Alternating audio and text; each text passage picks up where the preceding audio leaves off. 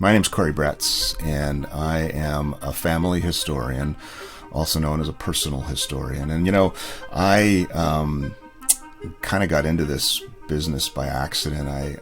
My grandma Rose she died when I was 25 years old, and I loved her to bits. Had this photo taken on a film camera that, everybody was arguing over in my family which shots we should take with that 24 rolls exposure camera, right? Back in the old days before digital cameras.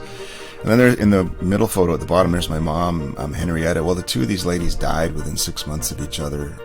And I realized I had lost my entire family history. Besides these two ladies, these ladies had in their heads all of the names of the cousins, all of the names of the places our family had come from in Europe and across the ocean, and the phone numbers, the addresses, and they were the ones who arranged all the parties and the gatherings, and all of that stopped when they died. And it wasn't until my daughter came along a bunch of years later, when she started asking me questions about our family history, that I realized I didn't know anything. And my father's mother, Nana Jean, was still around, and so my daughter and I hopped on an airplane and we went and interviewed her, Nana Jean, and it was the most magical interview that we got to do.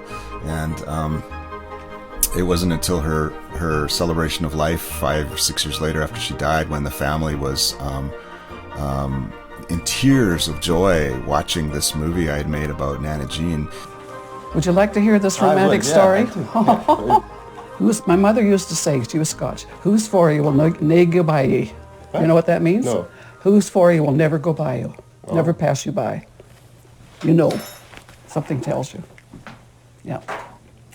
So tell me where you met Howard Bretz. Well, he saw me on the streetcars, you see.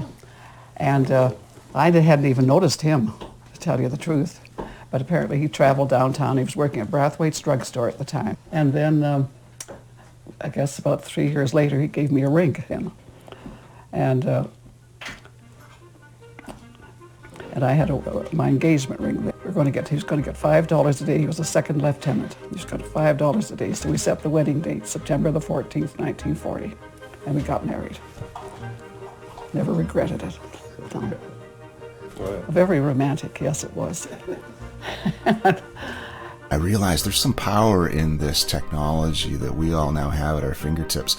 And so I decided to quit my boring government job and go out on my own and become this personal historian. I launched my own business. And for the last 2 decades, I have literally worked for, thousands of people, interviewing them, putting together books and movies that are aimed at their great-grandchildren, to those little kids that are coming along going, "Who's my great-grandma again?"